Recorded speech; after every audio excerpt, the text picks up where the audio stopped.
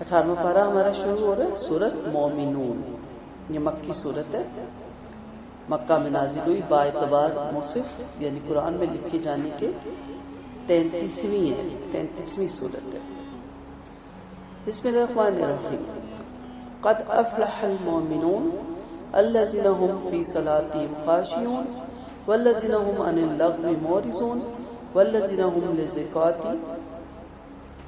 فاعلون والذين هم لفروجهم حافظون إلا على أزواجهم أو ما ملكت أيمانهم فإنهم غير ملومين. شروع اللہ کے نام سے جو بڑا مہربان نہایت رحم کرنے والا ہے.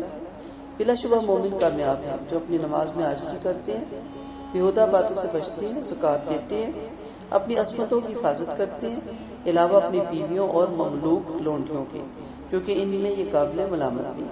ہاں جو اس کے علاوہ کوئی اور راہ ڈھونڈے وہی حد سے آگے بڑھ جانے والا ہے. جو اپنی امانتوں اور وعدوں کا خیال رکھتے ہیں اور اپنی نمازوں کی حفاظت کرتے ہیں یہی وارث بننے والے جو فردوس کے وارث ہوں گے جس میں ہمیشہ ہمیشہ رہیں گے.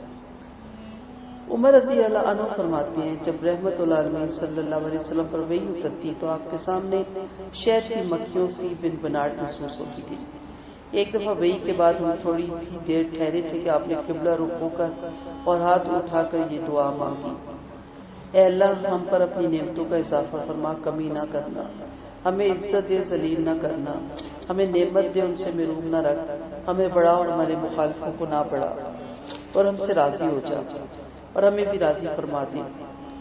دعا مانگ تو فرمایا مجھ پہ 10 آیتیں اتری، ان پر عمل کرنے والا جنتی ہے. اور پھر آپ نے مسکورہ بالا 10 آیتیں پڑھ کے سنائی. ہم نے عائشہ رضی اللہ عنہ سے پوچھا نبی کریم صلی اللہ علیہ وسلم کے اخلاق کے بارے میں، تو آپ نے یہی 10 آیتیں پڑھ کے فرمایا کہ آپ کے اخلاق سراسر احکام قرآنی احکام کے مطابق تھے اور ایسے. سب سے پہلی چیز آپ نے یہاں دیکھی، مومنوں کو خوشخبری دی جا رہی ہے فلاح پانے کی. فلاح کسان کو کہتے ہیں عربی میں، اور کسان کس طرح محنت کرتا ہے اپنے کھیت پہ، کس طرح کس موسم میں بیج بوتا ہے. اب ایک کسان بے وقت بیج بوئے اور وقت پہ فصل مانگے تو ناممکن ہے. اور یہ بھی نہیں ہو سکتا کہ فصل کاٹنے والے دنوں بیج بوئے اور دوسروں کی کٹ کی اور اس کی بھی فوراً کٹ جائے، تو یہ بھی ناممکن ہے. اسے پتہ ہوتا ہے کس موسم میں بیج بونا ہے اور کس موسم میں فصل نے کٹنا ہے. سو مومن بھی وہی ہے جو اس دنیا میں رہ کے آخرت کی کھیتی کو بنائے اور یہاں پہ بیج بوئے تاکہ اس کی فصلیں آخرت کے لیے تیار ہو جائیں. اور پھر آپ جانتے ہیں کہ کس طرح اپنے کھیت کی حفاظت کرتا ہے اور کس طرح اس کو موذی جانوروں سے بچاتا ہے اور کس طرح پھر تپتی دوپہروں میں جا کے اس کی حفاظت کرتا ہے، کب سحری کے وقت اس کو پانی لگاتا ہے. سب کسان کے بارے میں تفصیل سے اچھی طرح جانتے ہیں اور بڑی محنت کے بعد اس کی فصل کٹ کے اس کے گھر آتی ہے اور پھر وہ سرخرو ہوتا ہے. سب سے پہلے نماز کا کیوں ذکر، کیونکہ نماز بھی اسی طرح مانگتی ہے محنت جس طرح ایک کسان مانگتا ہے. ابن عباس فرماتے ہیں جب اللہ نے جنت عدن اپنے ہاتھ سے پیدا کی، اس میں لتے پتے پھلدار درخت اگائے اور نہروں کا جال بچھایا تو اس کی طرف دیکھا، اس نے 10 آیتیں پڑھی. فرمایا مجھے اپنی عزت و جلال کی قسم تجھ میں بخیل داخل ہو کر میرا پڑوسی نہیں بنے گا. اللہ نے جنت عدن اپنے ہاتھ سے سفید موتی، سرخ یاقوت اور سبز زمرد کی اینٹوں سے بنائی جن کا رنگ گاڑھا مشک سنگریزے جیسا ہے، سچے موتی اور گھاس زعفران جیسی ہے. پھر اس سے بات کرنے کو کہا تو اس نے یہی 10 آیتیں پڑھی اور اللہ نے اپنی عزت اور جلال کی قسم کھا کے فرمایا بخیل تجھ میں داخل ہو کر میرا پڑوسی نہیں بنے گا. اللہ تعالیٰ میں بخل سے بچائے. قرآن مجید میں بھی آتا ہے، اللہ تعالیٰ فرماتے ہیں وَمَنْ يُوقَ شُحَّ نَفْسِهِ، یعنی جو اپنے نفس کے بخل سے بچا گیا وہی نجات یافتہ ہے. غرض وہ لوگ کامیاب ہے جو ایمان کے ساتھ ساتھ مذکورہ بالا اور صاف جو اللہ تعالیٰ نے اتارے ان پہ پورے اترتے ہیں. یعنی یہ 10 باتیں جنت کی کنجی ہیں. اب ہم دیکھتے ہیں کہ پہلی بات نماز میں خشوع کا حکم، یعنی جو نماز میں خشوع کرتے ہیں، اللہ سے ڈرتے ہیں اور سکون کے ساتھ کھڑے رہتے ہیں، دل حاضر رکھتے ہیں اور خیالات بٹنے نہیں دیتے، صرف اللہ کی طرف دھیان رکھتے ہیں، آنکھیں جھکی ہوئی، بازو جھکے ہوئے اور عاجزی لیے ہوئے ہوتے ہیں. صحابہ نماز میں آسمان کو دیکھ دیا کرتے تھے، پھر یہ آیت ہوتی تو انہوں نے نگاہیں جھکا لی اور سجدہ گاہ سے آگے نہیں بڑھنے دیتے تھے. نماز میں خشوع اس وقت حاصل ہوتا ہے جب دنیا سے کٹ کر اللہ کی طرف بندہ متوجہ ہو جائے اور نمازی پر ایسی محویت کا عالم طاری ہو جائے کہ وہ خود اپنے آپ کو فراموش کر کے دنیا اور ما فی سے بے خبر ہو کر اپنے آپ کو نماز میں اتنا محو کر دے کہ اس کو ٹھنڈک محسوس ہو. نبی کریم صلی اللہ علیہ وسلم نے فرمایا مجھے خوشبو اور عورتیں محبوب ہیں اور نماز میری آنکھوں کی ٹھنڈک ہے. آپ کا فرمان ہے بلال اٹھو اور ہمیں نماز سے آرام ہو جاؤ. ایک انصاری نے نماز کے وقت اپنی لوٹی سے فرمایا پانی لاؤ تاکہ میں وضو کر کے اور نماز پڑھ کر راحت پا لوں. پھر مجھے انہوں نے ہمارا تعجب دیکھا تو میں مذکورہ بالا حدیث سنائی. بیہودہ باتیں نمازی کے شان کے خلاف ہیں، یعنی مومن بیہودہ اور باطل باتوں سے بچتے رہتے. باطل بات میں شرک، گناہ اور بیکار اقوال افعال سب شامل ہیں اور لغو باتوں سے گزرتے بھی نہیں. اگر ان سے گزر ہو جائے تو دامن بچا کے گزرتے ہیں. بزرگان شان کے ساتھ گزر جاتے. اللہ نے تمام باتیں کھول کھول کر بتا دی اور ہر طرح سے خبردار کر دیا. جیسے میں ہمیشہ ایک مثال سے سمجھاتی ہوں کہ دنیا کا پڑھا لکھا جو دنیاوی معاملے میں ڈاکٹر ہے یا ٹیچر ہے یا کسی بھی اچھی پوسٹ پہ ہے، وہ ایک عام جاہل انسان کی طرح بات نہیں کرتا. اسے زیبا نہیں دیتی. اس کی یہ ڈگری، اس کی یہ سیٹ اس سے یہ ڈیمانڈ کرتی ہے کہ وہ ایک سلجھا ہوا انسان بنے، اور ہم اس کا سلجھاؤ دیکھ کے اندازہ لگاتے ہیں کہ پڑھا لکھا لگتا ہے. ٹیچر اپنے رویے سے اور ڈاکٹر بھی اپنے رویے سے پہچانا جاتا ہے. اس طرح ہر بندہ اپنے رویے سے پہچانا جاتا ہے کہ وہ کافی پڑھا لکھا انسان ہے. مومن کو تو ان سب سے زیادہ بہترین ہونا چاہیے. مومن کا تو اخلاق اور کردار اور معاملات اور اقوال اور خیالات اتنے پاکیزہ اور بلند ہونے چاہیے کہ اس کو بات کرتے ہی اندازہ ہو جائے کہ یہ ایمان والا بندہ ہے، یہ مومن بندہ ہے. ہم اپنی گفتگو میں ہمیشہ احتیاط کریں، اپنی گفتگو کو ہمیشہ کنٹرول میں رکھیں، اچھے الفاظ چوز کریں اور بیہودہ باتوں سے گزر جانا اس طرح کہ جیسے آپ کوڑے کے ڈرم سے گزرتے ہیں نا تو روڈ کراس کر کے دوسری طرف ہو جاتے ہیں. آپ کو فکر ہوتی ہے کہ اس کی اسمیل سے، سڑان سے ایک تو طبیعت خراب ہوگی، ایک کوئی ناپاک چیز میرے حجاب کے ساتھ یا میرے کپڑوں کے ساتھ نہ لگ جائے اور مجھے پتہ بھی نہ چلے.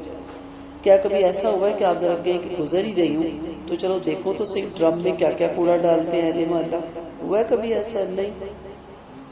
اسی طرح لغویات باتیں آپ نہیں بھی کرتے لیکن آپ بڑے مزے سے بیٹھ جاتے ہیں یا موبائل پہ آتی ہیں، آپ پڑھنے لگ جاتے ہیں، تو آپ کو کیا لگتا ہے کہ یہ اچھا عمل ہے، یہ برا عمل ہے؟ جب آپ ایسی جگہ بیٹھے بھی ہوتے ہیں نا تو آپ کا کردار مشکوک ہو جاتا ہے اور آپ کی شخصیت ڈیمیج ہو جاتی ہے. اس لیے ایک نماز پڑھنے والا، ایک نمازی بندہ، ایک مسجد میں جانے والا اس کو یہ زیبا نہیں دیتا کہ اس کے اندر لغویات پائی جائے. زکوٰۃ ادا کرتے ہیں، عصمت کی حفاظت کرتے ہیں، ایسا کوئی کام نہیں کرتے جو ان کی عزت پہ حرف آئے. جیسے زنا بھی اس میں آ جاتا ہے، لواطت بھی اس میں آ جاتا ہے، اور بھی بہت سی چپٹی چپسی باتیں بھی آ جاتی ہیں، شرمناک باتیں بھی اس میں ساری آتی ہیں، بیہودہ گفتگو بھی آتی ہے. بیویوں کو چھوڑ کے غیر عورتوں کی طرف شہوت کی نظر سے دیکھتے رہنا، اور عورتوں کا بھی دوسرے مردوں کو دیکھ دیکھ کے بڑا گریسفل اور بڑا سمارٹ ہے، ساری چیزیں اس میں آ جاتی ہیں. دلچسپی نہیں ہونی چاہیے کسی اور سے. تو یہاں بہت سی چیزیں آ جاتی ہیں جو لغویات میں ہیں، اس سے اللہ تعالیٰ ہمیں بچائے. نبی کریم صلی اللہ علیہ وسلم نے فرمایا اللہ قیامت دن 7 قسم کے آدمیوں کو نگاہ رحمت سے نہ دیکھے گا اور نہ انہیں گناہوں سے پاک کرے گا اور نہ انہیں عمل کرنے والوں کے ساتھ جمع کرے گا اور سب سے پہلے جہنم میں جھونکے گا. ہاں اگر توبہ کر لیں تو اللہ معاف فرمانے والا ہے. جلک لگانے والا، جلک کہتے ہیں ہاتھ کے ساتھ جو اپنی منی خارج کرتے ہیں، استغفر اللہ. لواطت کرنے والا، اور آپ جانتے ہیں لواطت کیا ہے، شراب کا عادی، ماں باپ کو مارنے والا کہ وہ بیچارے فریاد کرتے ہیں، پھر پڑوسیوں آتے ہیں ان کو اذیت سے بچانے کے لیے، یا رشتہ دار آتے ہیں، پھر اسی طرح پڑوسیوں کو اذیت دینے والا، تنگ کرنے والا. یہ سارے لوگ ایسے جن کو اللہ تعالیٰ جنت میں داخل نہیں کریں گے. مومن امین ہوتا ہے، یعنی اگر مومن کے پاس امانت رکھی جائے تو اس میں خیانت نہیں کرتا. اور صرف کوئی ایسی امانتیں نہیں ہے جو آپ کو گولڈ اور پیسے کی ضرورت میں ہوتی ہے. جب آپ سے کوئی اپنا دلی بات کرتا ہے، اپنے مشورہ لیتا ہے، تو وہ بھی امانت ہوتی ہے، وہ بھی دوسروں تک نہیں پہنچانی چاہیے. نماز کا پابند ہوتا ہے، یہ نہیں کہ کبھی پڑھی اور کبھی چھوڑ دی، ہمیشہ بھی کرتا ہے. ابن مسعود فرماتے ہیں میں نے آپ صلی اللہ علیہ وسلم سے پوچھا اللہ کو کون سا عمل بہت پیارا ہے؟ فرمایا وقت پہ نماز پڑھنا. پوچھا پھر فرمایا ماں باپ کی فرمانبرداری کرنا. پوچھا پھر فرمایا اللہ کی راہ میں جہاد کرنا.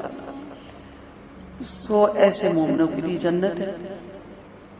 یہی قدوسی صفات جو کہ ہم نے پڑھی اخلاق حمیدہ، یہ فردوس کے وارث بننے والوں کے ہونے چاہیے، کیونکہ فردوس ایسی جگہ نہیں ہے کہ جہاں ہر کوئی پہنچ جائے. نبی کریم صلی اللہ علیہ وسلم نے فرمایا جب بھی تم اللہ سے مانگو جنت تو جنت الفردوس مانگو، کیونکہ یہ اوپر والی اور درمیانی جنت ہے. اس سے نیچے ساری جنت کی نہریں نکلتی ہیں اور اس کے اوپر مہربان اللہ کا عرش عظیم. اللہ تعالیٰ ہم سب کو جنت الفردوس کا وارث بنائے. تم میں سے ہر ایک کے دو گھر ہیں، جنت کا گھر اور جہنم کا گھر. پھر اگر کوئی جہنم میں گیا تو جنت والے اس کے گھر کے وارث ہوں گے، اس لیے فرمایا کہ یہی فردوس کے وارث ہوں گے. ابن حاتم کی روایت ہے.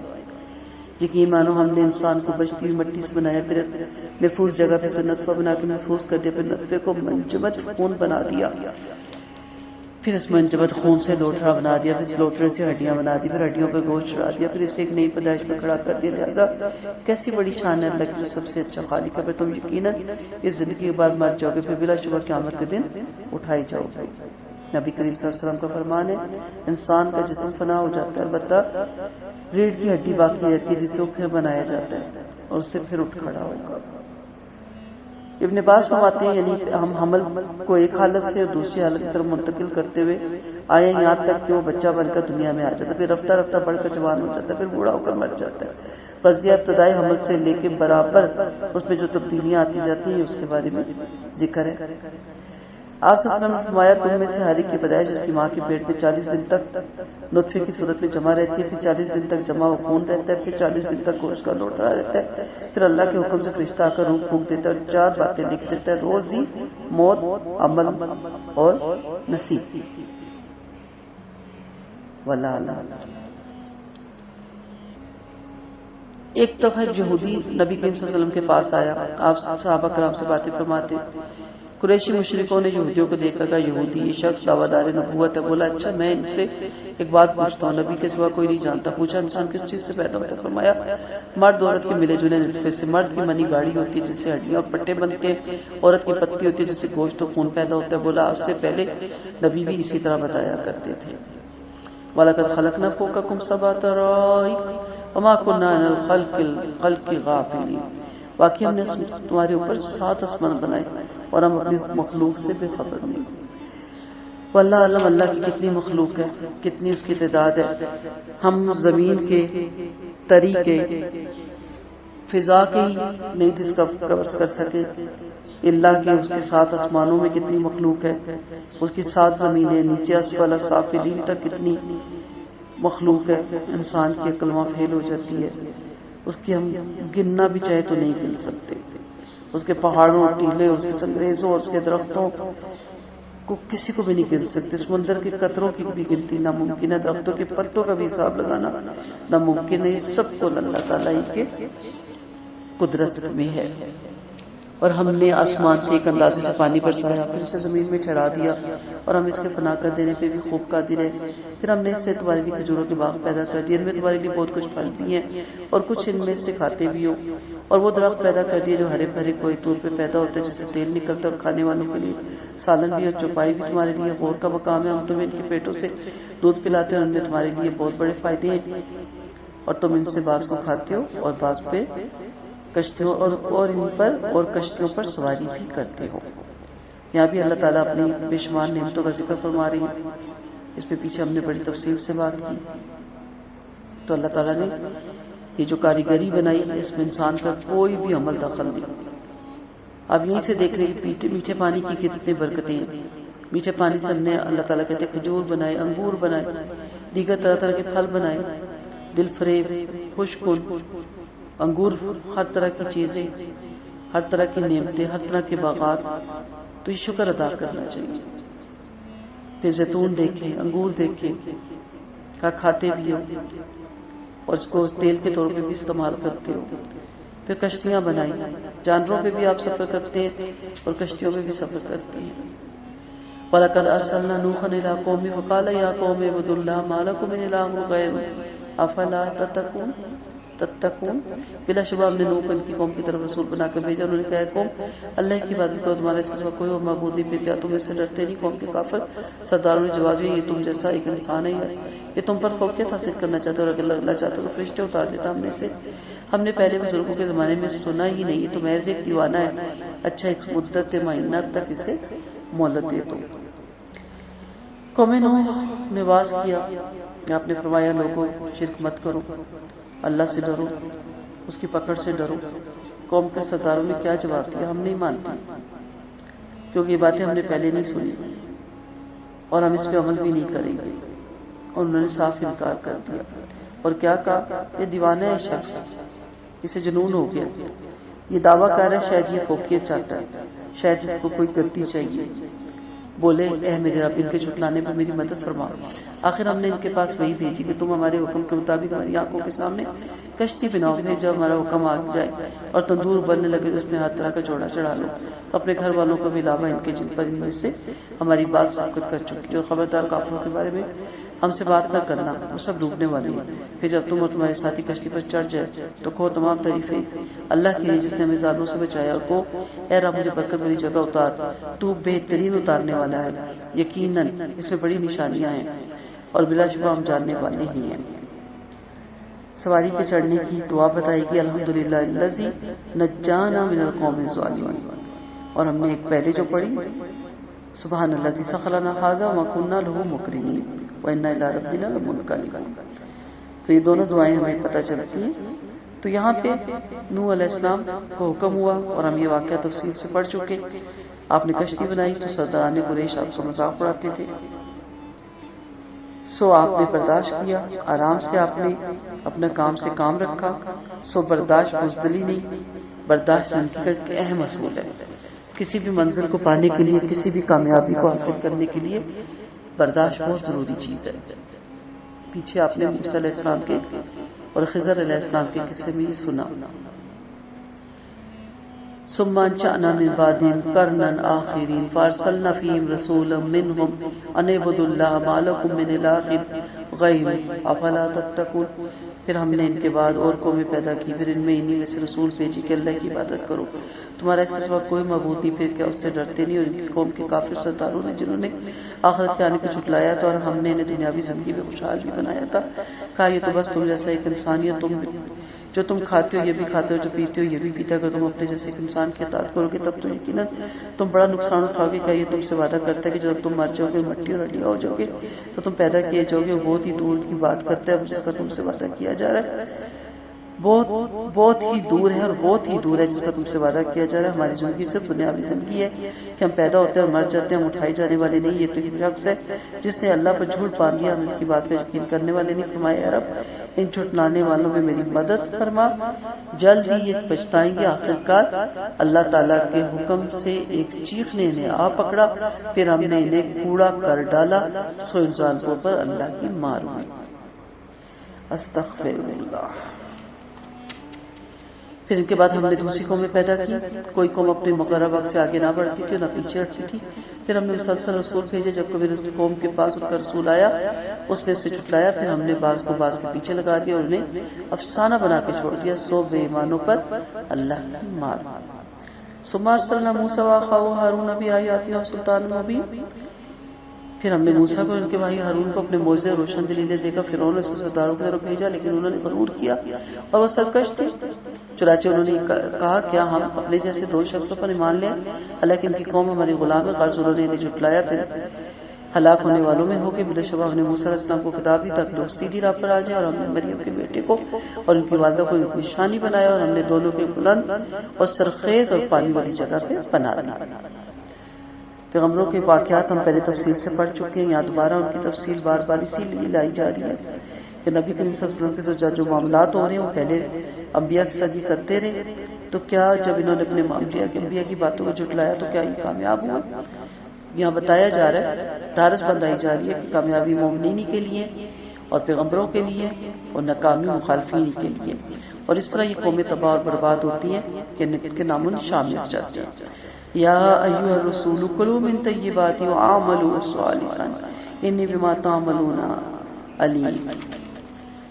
اے رسولو پاکیزہ چیزیں کھاؤ اور اچھے عمل کرو، میں تمہارے عملوں سے اچھی طرح سے خبردار ہوں، یقین مانو تمہارا یہ دین ایک ہی دین ہے اور میں تمہارے رب ہوں، سو مجھ سے ڈرتے رہو۔ پھر انہوں نے اپنے دین کے آپس ہی میں ٹکڑے ٹکڑے کر ڈالے، ہر گروہ اپنے پاس والے دین پر اطراء رہا۔ آپ کچھ عرصے تک انہیں ان کی غفلت میں پڑا رہنے دیں۔ کیا ان کا یہ خیال ہے کہ ہم جو ان کے مال اور اولاد میں اضافہ کریں، بھلائیوں میں ان کے لیے جلدی کر رہے ہیں؟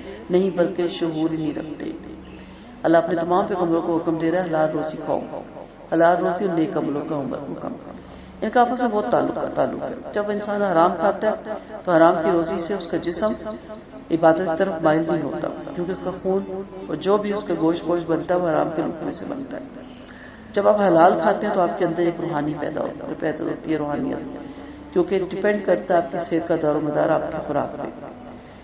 آپ کہا حلال روزی کھاؤ اور اپنے رب کی عبادت کرو اور اچھے عملوں میں مصروف ہو۔ معلوم ہوا کہ حلال روزی اچھے عملوں میں مددگار ہے۔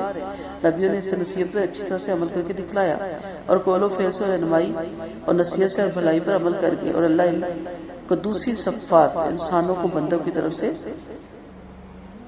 جزائے خیر دیتا ہے۔ آمین۔ دیکھو اللہ نے تم کو ہر طرح کی نعمتوں سے نوازا ہے۔ حضرت داؤد علیہ السلام اپنے ہاتھ کی کمائی کھایا کرتے تھے۔ ابو ہریرہ رضی اللہ عنہ سے روایت ہے کہ رحمۃ اللہ علیہ وسلم نے فرمایا، لوگوں اللہ پاک ہے اور پاک ہی قبول فرماتا ہے۔ اللہ نے مومنوں کو بھی وہی حکم دیا جو اپنے پیغمبروں کو دیا ہے کہ اے رسول اللہ حلال کھاؤ اور اچھے عمل کرو، مجھے تمہارے عمل اچھی طرح سے معلوم ہے۔ فرمایا ایمان والو تمہاری دی ہوئی حلال روزی کھاؤ۔ تو حلال روزی کا بہت تعلق ہے آپ کی عبادت کے ساتھ۔ حرام کھانے والے کی نہ عبادت قبول ہوتی ہے اور نہ ہی اس کو عبادت میں لذت آتی ہے اور نہ ہی اس کو عبادت میں سکون ملتا ہے۔ ان الذین هم من خشیۃ ربهم مشفقون والذین هم بآیات ربهم یؤمنون۔ بے شک جو لوگ اپنے رب کے ساتھ خوف سے کانپتے رہتے ہیں اور جو اپنے رب کی آیتوں پر ایمان لائے ہوتے ہیں اور جو اپنے رب کے ساتھ شرک نہیں کرتے، جو لوگ اس حال میں دیتے ہیں کہ ان کے دل ڈرتے رہتے ہیں کہ وہ اپنے رب کی طرف لوٹ کر جانے والے، یہ لوگ نیکیوں میں جلدی کرنے والے، یہی نیکیوں کی طرف دوڑ کے جانے والے ہیں۔ مسلمانوں کو اللہ کی راہ میں خرچ کرنے کی ترغیب دی جا رہی ہے، یعنی وہ اپنا حلال پاکیزہ مال اللہ کی راہ میں دیتے بھی ہیں، ساتھ ڈرتے بھی ہیں کہ پتہ نہیں قبول ہوگا کہ نہیں، اتراتے نہیں، غرور نہیں کرتے۔ ہم نے تو یقین کامل کے ساتھ اللہ کے حکم کے مطابق دے دیا، وہ یہ کہتے ہیں اب اسے قبول کرنے کی دعا کرتے ہیں۔ حضرت عائشہ فرماتی ہیں نبی کریم صلی اللہ علیہ وسلم سے پوچھا کہ اللہ کے رسول کیا یہ آیت چوروں، بدکاروں، شرابیوں کے بارے میں جو اللہ سے ڈرتے نہیں؟ فرمایا نہیں ہے، عائشہ صدیق کی بیٹی ہے، ان کے بارے میں جو نمازیں پڑھتے ہیں، روزے رکھتے ہیں، صدقہ کرتے ہیں، مگر قبول نہ ہونے کی خوف سے سہمے رہتے ہیں اور ڈرتے رہتے ہیں۔ جو اصل چیز قابلیت نہیں، اصل چیز قبولیت ہے۔ وَلَا نُكَلِّفُ نَفْسًا إِلَّا وُسْعَهَا وَلَدَيْنَا كِتَابٌ يَنطِقُ بِالْحَقِّ وَهُمْ لَا يُظْلَمُونَ۔ ہم ہر شخص کو اس کی طاقت کے مطابق مکلف کرتے ہیں اور ہمارے پاس کتاب ہے جو سچی بات بتائے گی، ان پر ظلم نہیں کیا جائے گا بلکہ ان کے دل اس طرف سے بے ہوش ہی ہیں۔ اور اس کے علاوہ اور بھی عمل ہے جن کو یہ کرتے ہیں۔ آخرکار جب ہم ان کے خوشحالوں کو عذاب میں پکڑیں گے تو وہ گریہ زاری کرنے لگیں گے، آج مت گریہ زاری کرو، یقیناً تم ہمارے عذاب سے بچائے نہ جاؤ گے۔ ہماری آیتیں تمہارے سامنے پڑھی جاتی ہیں لیکن تم اپنی اکڑ سے، ناخوفت سے اکڑتے ہوئے، قصہ گوئی کرتے ہوئے بےہودہ باتیں کرتے اور اپنی ایڑیوں پر الٹے بھاگے جاتے ہو۔ یعنی مشرکین مکہ حرم میں قصے اور افسانے سننے سنانے کے عادی تھے اور بےہودہ باتیں کرنے ان کا شیوا تھا، لہذا قرآن عزیز کو پہلے کتاب کی طرح افسانہ سمجھنے لگے اور اسے ناشائستہ الفاظ سے نعوذ باللہ پکارنے لگے۔ کبھی جادو کہتے تھے، کبھی شعر کہتے تھے، کبھی کہانت کہتے تھے۔ تو نبی کریم صلی اللہ علیہ وسلم کا ذکر اپنے قصوں کہانیوں میں برے اور غلط انداز سے نعوذ باللہ بیان کرتے تھے، آپ کی شان میں گستاخی کرتے تھے، آپ پہ الزام لگاتے تھے۔ تو یہاں ان ساری چیزوں کا ذکر ہے کہ یہ چیزیں نہایت ناپسندیدہ چیزیں تھیں۔ ابن عباس فرماتے جب یہ آیت اتری تو قصہ گوئی کو برا سمجھا گیا۔ مشرکوں نے بیت اللہ پر فخر کیا اور بڑے غرور سے کہنے لگے ہم بیت اللہ والے ہیں، اس میں بیٹھ کر قصے کہانیاں کہتے ہیں۔ یہ ان کا شغل تھا کہ بیت اللہ میں آ کر بجائے عبادت کرنے کے قصے کہانیاں سناتے تھے اور اس سے عبادت اور ذکر اللہ سے آباد نہیں کرتے تھے۔ افلا يدبروا القول ام جاءهم ما لم يأت آباؤهم الاولین ام لم يعرفوا رسولهم وهم له منکرون۔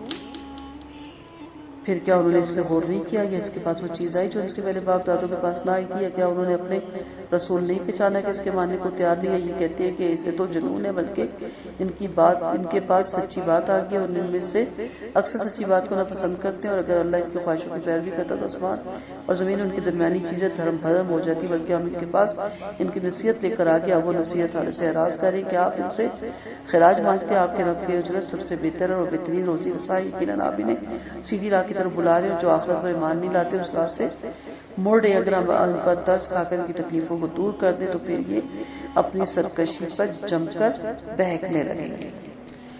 رحمت اللہ علیہ صلی اللہ علیہ وسلم کی امت کی مثال ایسی ہے کہ آپ صلی اللہ علیہ وسلم کے پاس خواب میں دو فرشتے آئے، ایک تو آپ کے پانی اور دوسرے سرانے بیٹھ گیا۔ پھر پانی والے نے سرانے والے سے کہا ان کی امت کی کوئی مثال بیان کرو۔ اس نے کہا آپ کی مثال مسافروں کے قافلے کی طرح جو ایک بیابان میں پہنچ گیا ہے، کھانے پینے کی چیزیں ختم ہو گئی ہیں، اب نہ تو اس کے پاس کھانے کا زیادہ رہا ہے کہ واپس آ سکے، اور نہ منزل مقصود تک پہنچے۔ قافلے والے بڑی پریشانی میں کہ اتنے میں ان کے پاس ایک خوبصورت لباس میں ایک شخص آ کر کہتا ہے اگر میں تم کو گھاس والے سرخیز علاقے میں جہاں بھری بھری نہریں جاری ہیں پہنچا دوں، کیا تم میری بات مان لو گے؟ یہ خوشی خوشی پیروی کرنے کا اقرار کر لیتے ہیں۔ عاقل شخص انہیں لے کر چلتا ہے اور انہیں سچ مچ ایسی سرخیز اور سبز علاقے میں پہنچا دیتا ہے جہاں نہریں جاری ہیں۔ یہاں پر وہ خوب کھاتے پیتے اور موٹے تازے ہو جاتے ہیں۔ ایک دن وہ کہتا ہے کہ میں تم کو تباہی اور موت کے منہ میں سے نکال کر یہاں لایا، اگر تم میرا کہنا مانو تو میں تم کو اس جگہ سے بھی اچھی جگہ لے جاؤں۔ اس بات کو بھی منظور کر لیتے۔ وہ کہتا ہے دیکھو تمہارے آگے اس علاقے سے بھی زیادہ سب شاداب علاقے ہیں، یہاں سے بھی زیادہ پانی کی افراد اور ریل پیل ہے، تم میرے پیچھے پیچھے آ جاؤ۔ یہ سن کر ایک جماعت تو اس کی تصدیق کرتی ہے اور اس کے پیچھے پیچھے لگ جاتی ہے، اور ایک جماعت کہتی ہے ہمیں یہی علاقے پسند ہے، ہم یہی رہیں گے۔ بڑی خوبصورت مثال ہے۔ ایمان والے فوراً تصدیق کرتے ہیں، فوراً آخرت کی فکر میں لگ جاتے ہیں اور قرآن اور سنتوں کو فالو کرنے لگ جاتے ہیں، اور دنیا دار دنیا میں رچ جاتا ہے اور دنیا ہی میں خوش ہو کے بیٹھ جاتا ہے اور کہتا ہے کہ یہ دنیا ہی سب کچھ ہے، یہیں میں نے جینا ہے اور یہیں میں نے مرنا ہے۔ وَلَقَدْ أَخَذْنَاهُمْ بِالْعَذَابِ فَمَا اسْتَكَانُوا لِرَبِّهِمْ يَتَضَرَّعُونَ حَتَّى إِذَا فَتَحْنَا عَلَيْهِمْ بَابًا عَذَابٍ شَدِيدٍ إِذَا هُمْ فِيهِ مُبْلِسُونَ۔ بلا شبہ ہم نے انہیں عذاب میں پکڑا، پھر بھی یہ نہ اپنے رب کے آگے جھکے نہ گڑگڑائے۔ آخر کا جب ہم ان پر سخت عذاب کا دروازہ کھول دیں گے تو اس وقت مایوس ہو کر رہ جائیں گے۔ اس نے تمہارے کان آنکھیں اور دل پیدا کہ تم شکر نہیں بجا لاتے، اسی نے تم کو دنیا میں پھیلا دیا، اسی کی طرف جمع کیے جاؤ گے۔ وہی پیدا کرتا ہے، مارتا ہے، اسی کے قبضہ قدرت میں دن رات کا اختلاف ہے۔ کیا پھر تم سمجھ سے کام نہیں لیتے؟ بلکہ انہوں نے بھی وہی کہا جو اگلوں نے کہا تھا۔ یہ کہا کہ جب ہم مر کر مٹی اور ہڈی ہو جائیں گے تو پھر کیا ہم دوبارہ اٹھائے جائیں گے؟ واقعی ہم سے اور ہمارے بزرگوں سے پہلے اسے وعدہ ہوتا چلا رہا ہے، یہ کچھ بھی نہیں محض پہلے لوگوں کے ڈھنگوسلے ہیں۔ یعنی انہوں نے بھی وہی بات کی جو پہلے کفار مکہ کر چکے تھے۔ قُل لِمَنِ الْأَرْضُ وَمَنْ فِيهَا إِن كُنتُمْ تَعْلَمُونَ سَيَقُولُونَ لِلَّهِ قُلْ أَفَلَا تَذَكَّرُونَ قُلْ مَنْ رَبُّ السَّمَاوَاتِ السَّبْعِ وَرَبُّ الْعَرْشِ الْعَظِيمِ سَيَقُولُونَ لِلَّهِ قُلْ أَفَلَا تَتَّقُونَ۔ آپ فرما دیں کہ زمین اور جو کچھ اس میں ہے کس کا ہے؟ اگر تمہیں علم ہے تو بتاؤ۔ فوراً وہ اللہ ہی کو بتائیں گے۔ آپ فرما دیں کہ تم کیوں نصیحت نہیں مانتے؟ یعنی یہ مانتے ہو کہ سب کچھ اللہ کا ہے، اللہ کی باتیں کیوں نہیں مانتے؟ آپ پوچھیں کہ ساتوں آسمان اور عرش زمین کا رب کون ہے؟ فوراً برا وہ اللہ کو بتائیں گے کہ اللہ۔ آپ فرمائیں تو تم اس سے ڈرتے کیوں نہیں؟ جو مالک ہے تو وہ حساب بھی لے گا۔ آپ پوچھیں کہ ہر چیز پر کس کی بات چاہتا ہے، کون بنا دیتا ہے اور کس کے مقابلے میں بنا نہیں دی جاتی؟ تو اگر تم کو علم ہے تو بتاؤ، تو وہ فوراً اللہ ہی کا نام بتائیں گے۔ آپ فرمائے پھر تم کدھر پھرے جاتے ہو؟ تم پہ جادو ہوا ہے، جادو زدہ ہو گئے ہو، بلکہ ہم نے ان کے پاس حق پہنچا دیا اور واقعی یہ جھوٹے ہیں۔ ابن عمر رضی اللہ عنہ فرماتے ہیں نبی کریم صلی اللہ علیہ وسلم اکثر ایک عورت کا واقعہ بیان کرتے تھے کہ جہالت کے زمانے میں پہاڑ کی چوٹی پر ایک عورت رہتی تھی، اس کے ساتھ اس کا بیٹا بھی تھا، بکریاں چرایا کرتا تھا۔ ایک روز اس کے بیٹے نے پوچھا امی جان تمہیں کس نے بنایا؟ بولی اللہ نے۔ پوچھا ابا جان کو کس نے بنایا؟ بولی اللہ نے۔ کہا مجھے کس نے بنایا؟ کہا اس نے کہا اللہ نے۔ کہا آسمان کو کس نے بنایا؟ اللہ نے۔ تو اس نے کہا اللہ نے، آسمان بھی اللہ ہی نے بنایا اور زمین کو بھی اللہ نے بنایا۔ کہا پہاڑوں کو کس نے بنایا؟ اس نے کہا پہاڑوں کو بھی اللہ نے بنایا۔ کہا بکریوں کو؟ بولی اللہ نے۔ بولا میں اللہ کی عجیب شان دیکھ رہا ہوں، یہ کہہ کہ وہ تھر تھر کانپنے لگا اور اس کے دل میں اللہ کی ہیبت اس قدر سمائی کہ پہاڑ سے گر پڑا اور چل بسا۔ یعنی اس قدر وہ اللہ کو پا گیا، اس کی معرفت کو، اور اس کو سمجھ آ گئی کہ اللہ کی ہستی کیا چیز ہے۔ مَتَّخَذَ اللَّهُ مِن وَلَدٍ وَمَا كَانَ مَعَهُ مِنْ إِلَٰهٍ اذ ذهب كل الہ بما خلق ولعل بعضهم الى بعض سبحان اللہ عما یصفون. کتنا بہترین جواب ہے. اللہ نے کوئی بیٹا نہیں بنایا اور نہ اس کے ساتھ کوئی اور معبود ہے، اور ورنہ وہ ہر معبود اپنی مخلوق پر قابض ہو جاتا اور ایک دوسرے پر غالب ہو جاتا. اللہ ان مشرکوں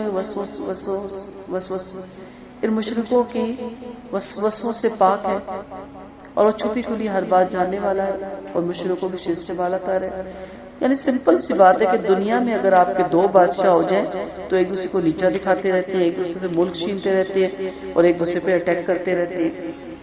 ایک بادشاہ کی بادشاہی میں دوسرا بادشاہ نہیں سما سکتا، لیکن اللہ کی بادشاہی میں آپ نے اتنے الہ بنا ڈالے. کبھی ایسا ہو سکتا ہے؟ اگر سورج کا الہ اور ہوتا، سمندر کا اور ہوتا، ہواؤں کا اور ہوتا تو جھگڑا نہ مچا رہتا. کسی کا موڈ خراب ہوتا کہ میں آج سورج ہی نہیں نکالتا. اولاد دینے والا اور ہوتا، خوراک دینے والا اور ہوتا، صحت دینے والا اور ہوتا، اور ان میں ٹھن جاتی تو بتائیں آپ کو سب کچھ ملتا. تو یہ جو سب صفتیں بیان کر رہے ہیں نا مشرک، اللہ اس سے پاک ہے. اللہ کو بیٹا کیوں چاہیے؟ بیٹا اس کو چاہیے جس کو بازو چاہیے طاقت کے لیے، نام لے والے ہونے کے لیے کہ میرا نام پیچھے باقی رہے، میرے جداد کا وارث بنے، یا ہم جیسے گنہگاروں کو اپنے صدقہ جاریہ کے لیے یا اپنے نبی کی امت کے بڑھوتری کے لیے ہم دعا کر سکتے ہیں. اللہ کو تو کسی چیز کی ضرورت نہیں. نہ اللہ کو نعوذ باللہ فنا ہونا ہے، نہ موت آنی ہے، نہ اللہ کی بادشاہت تقسیم ہونی ہے. آپ دعا فرما دیجئے، اے میرے رب اگر تو مجھے وہ عذاب دکھائے جن کا ان سے وعدہ کیا جا رہا ہے تو اے میرے رب مجھے ان ظالموں میں سے نہ کرنا. یقیناً ہم آپ کو وہ چیز دکھانے پر خوب قادر ہے جس کا ہم نے ان سے وعدہ کر لیا. اور آپ برائی ایسے طریقے سے دور فرمائیں جو سراپا احسن ہو. جو کچھ وہ کہہ رہے ہیں ہمیں خوب معلوم ہے. دعا مانگے کہ اے میرے رب ہمیں شیطانوں کے وسوسوں سے تیری پناہ مانگتا اور اس رب سے بھی کو میرے پاس حاضر ہوں. وَقُلْ رَبِّ أَعُوذُ بِكَ مِنْ ہَمَزَاتِ الشَّيَاطِينِ وَأَعُوذُ بِكَ رَبِّ أَنْ يَحْضُرُونِ. اس میں جو سب سے امپورٹنٹ بات ہے کہ برائی کو، عداوت کو، دشمنی کو، مخالفت کو دور کرنے کے لیے بہترین تدبیر اختیار کریں. برائی کو برائی سے دور کریں گے تو برائی پھیلے گی، برائی کو اچھائی سے دور کریں گے. آپ سمپل سے اس کی مثال دیکھ لیں کہ آپ کے ہاتھ میں چائے کا کپ ہے، آپ کے ہاتھ سے چھوٹتا ہے، آپ کے کارپٹ پہ گرتا ہے. اب اس کو صاف کرنے کے لیے آپ کو صاف ستھرا وائٹ کپڑا یا وائٹ اسپنج چاہیے، اور اس کے لیے آپ کو محنت کر کے اس کو صاف کرنا ہے تاکہ اس کا داغ نہ رہ جائے. ایسا کبھی نہیں ہوتا کہ جہاں چائے گری ہے وہاں آپ اپنے کچن کا کالا کپڑا لا کے اس پہ لگا دیں، میلا کپڑا اس پہ لگا دیں. کسی ایسی چیز سے صفائی کریں کہ وہ اور پکا داغ ہو جائے. ٹھیک ہے؟ تو اسی طرح جب آپ کے ساتھ کوئی برائی کرے تو آپ سوچیں کہ وہ کون سا طریقہ ہے کہ اس کو اس برائی سے اس سے محفوظ بھی رہ جائے اور اس کی برائی یہاں رک بھی جائے اور اس کے بعد یہ آہستہ آہستہ اس برائی کو چھوڑ بھی دے. جب آپ ایسے طریقے اختیار کریں گے تو آپ کا بہترین دوست بن جائے گا. جو پہلا بہترین دشمن تھا وہ آپ کا بہترین دوست بن جائے گا. اور جیسے میں نے شروع میں بھی کہا نا، اس کے لیے بہترین صبر کی ضرورت ہے. اور جو صبر ہوتا ہے نا وہ بزدلی نہیں ہوتی. صبر ایک بہترین عادت ہوتی ہے جس کو اختیار کر کے آپ اس کے بہترین رزلٹ حاصل کر سکتے ہیں. کامیابی صبر کے اس پار ہے، مگر اکثر لوگ کامیابی کو صبر کے اس پار تلاش کرتے ہیں. اس پار محنت کے بعد، کوشش کے بعد، اسٹرگل کے بعد. آپ کا کوئی بچہ آپ کے کنٹرول میں نہیں، ضدی ہو گیا، چڑچڑا ہو گیا، غصہ تو بڑا آتا ہے. ظاہر ہے کمزوری پہ غصہ آتا ہے، طاقتور پہ تو ہمیں نہیں آتا. شوہر ہیں وہ سرکشی کر رہے ہیں یا اڑے ہوئے ہیں یا ضد کر رہے ہیں یا کسی بات پہ ان پہ غصہ ہے، ادھر ہمارا زور نہیں چلتا. دونوں صورتوں میں ایک ہی طریقہ ہے جو اللہ نے قرآن میں اپنے نبی کو بتایا، ادفع باللتی ہی احسن، بہترین طریقے سے برائی کو دور کرو. سو آپ اپنے اخلاق سے، کردار سے، معاملات سے، بہترین الفاظ سے، حسن سلوک سے بچوں کو اپنا بہترین دوست اور شوہر کو بھی اپنا بہترین معاون، ساتھی اور دوست بنا سکتے ہیں. اور یقین مانے کہ شوہر سے بہترین دوست کوئی ہوتا بھی نہیں. اور ان سب کاموں کے لیے شیطان سے پہلے پناہ مانگی. شیطان فوراً الرٹ ہو جاتا ہے. سو اس سے پناہ سکھائی گئی اور یہ دعائیں کثرت سے پڑھتے رہا کریں تاکہ شیطان کے شر سے آپ محفوظ رہیں. ہر کام میں شیطان آئے گا. سو بسم اللہ الرحمن الرحیم پڑھنے کا بھی حکم ہے کھانا کھانے سے پہلے اور کاموں کو کرنے سے پہلے. اسی طرح اعوذ باللہ بھی کثرت سے پڑھنے کا حکم ہے تاکہ آپ شیطان کے شر سے ہمیشہ محفوظ رہیں. حتی اذا جاء احدهم الموت قال رب ارجعونی لعلی اعمل صالحا فیما ترکتک اللہ. آخر کا جب ان میں سے کسی کو موت آنے لگے گی تو کہنے لگتا ہے اے میرے مجھے لٹا دے تاکہ میں اپنے اس دنیا میں جا کر جسے میں چھوڑ آیا ہوں اچھے عمل کروں. ہرگز نہیں، صرف ایک بات ہے جس کو یہ کہہ رہے ہیں، اور ان کے پیچھے اٹھائے جانے کے دن تک ایک برزخ ہے. استغفر اللہ. ابھی وقت ہے نا، سکرات کے وقت کا بتایا جا رہا ہے، موت کے وقت کی تمنائیں بتائی جا رہی ہیں. یہ کافروں کی ہے، اللہ نہ کرے کہ یہ ہماری نہ ہو. یہ گنہگاروں کا حال بیان کیا جا رہا ہے. ایسا نہ ہو کہ خدا نہ خواستہ مومنوں کا ہو. یہ بے کسی، یہ بے بسی، یہ تمنائیں ایسا نہ ہو کہ مسلمانوں کی بھی یہی ہو. ابھی دنیا ہے، دنیا میں آپ ہیں، ہر آنے والا لمحہ آپ کو الارم دیتا ہے کہ ابھی کچھ کر لو. توبہ ہی کر لو، کچھ نہیں کر سکتے. استغفار ہی پڑھ لو. اگر آپ گناہ کرنے پہ، نیکی کرنے پہ قادر نہیں ہے، حدیث کا یہ مفہوم بتا رہی ہوں، تو آپ گناہ تو چھوڑ سکتے ہو. آپ خیر نہیں اپنا سکتے، شر سے تو بچ سکتے ہو. کوئی ایسا نہ ہو کہ اس وقت انسان کے، سورۃ منافقین میں بھی آتا ہے، منافقون میں بھی، کہ اس وقت انسان کے کہ کاش اللہ تعالیٰ تو مجھے مہلت دے، میں صدقہ کروں، میں خیرات کروں، نیک لوگوں میں شامل ہو جاؤں. لیکن اس وقت کا کوئی فائدہ نہیں. پھر جب سور پھونکا جائے گا تو اس روز نہ تو بامی نصب ہوں گے اور نہ کوئی کسی کو پوچھے گا. پھر جن کے نیک عملوں کا پلڑا بھاری ہوگا وہ نجات پا جائیں گے، جن کی ہڈیاں، جن کی بدیوں کا پلڑا بھاری ہو جائے گا انہوں نے آپ بھی اپنا نقصان کر لیا اور ہمیشہ کے لیے جہنم رسید ہوگی. آگ ان کے چہرے جلستی رہے گی اور وہ آگ میں بڑی شکل میں جائیں گے. تلفح وجوہہم النار وہم فیہا کالحون. کالحون کہتے ہیں جس طرح بکرے کی سیری کو جلایا جاتا ہے صاف کرنے کے لیے، کے بعد میں اسے پکائیں گے، وہ جو شکل بن جاتی ہے نا بکرے کی سیری کی جلی بھی، اسے کہتے ہیں کالحون. استغفر اللہ. تو وہاں پہ کہا جا رہا ہے، ابن حاتم کی بھی یہ روایت ہے کہ وہاں کیا حال ہوگا. آپ صلی اللہ علیہ وسلم نے فرمایا جب جہنمی جہنم کی طرف پھانکے جائیں گے، اس خوفناک شعلے پہ ان کا استقبال کریں گے، ان کے چہرے جلس کر رکھ دیے جائیں گے، چہروں کا گوشت گل کر پیروں پہ آ پڑے گا. استغفر اللہ. اللہ ہمیں عذابوں سے محفوظ رکھے. عذابوں سے آپ محفوظ رہ سکتے ہیں. پوچھا جائے گا الم تکن آیاتی تتلی علیکم فکنتم بہا تکذبون. کیا تمہیں میری آیتیں پڑھ کے سنائی نہیں جاتی تھی کہ تم انہیں جھٹلا دیا کرتے تھے؟ کہیں گے اے ہمارے پروردگار ہم پر ہماری بدنصیبی غالب آئی اور تھے ہی ہم گمراہ، اے ہمارے رب ہمیں اس سے نکال، اگر ہم پھر ایسا کام کرے تو واقعی ہم ظالم ہوں گے. مجرم جب پکڑا جاتا ہے نا تو اس وقت ایسی کہتے ہیں، لیکن اس وقت واپسی نہیں ہے. حکم ہوگا ذلیل ہو کر اس میں پڑے اور مجھ سے بات نہ کرو. دیکھو میرے بندوں کی ایک جماعت برابر یہ کہتی ہے کہ اے ہمارے رب ہم ایمان لا چکے، ہمارے گناہ بخش دیجیے اور ہم پہ رحم فرمائیے، اور تو بہترین رحم کرنے والا ہے. تم نے انہیں مذاق میں اڑا دیا اور ان کے پیچھے پڑھ کر میرا ذکر ہی بلا بیٹھے اور تم پر ہنستے ہی رہتے تھے. آج میں نے انہیں ان کے صبر کا بدلہ دیا، یقیناً وہ اپنی مرادیں پا چکے. اسی دنیا میں اللہ کی طرف لوگ رجوع کرتے ہیں، اسی دنیا میں اللہ والے آئے، درویش آئے، پہلے پیغمبر آئے، ان کے پیروکار آئے، نیک لوگ آئے. ابھی بھی بہت سے ایسے نیک لوگ ہیں، وہ بھی اس دنیا میں رہ کے اپنے آپ کو ان برائیوں سے بچاتے ہیں. تو ہم اپنے آپ کو ان برائیوں سے کیوں نہیں بچا سکتے؟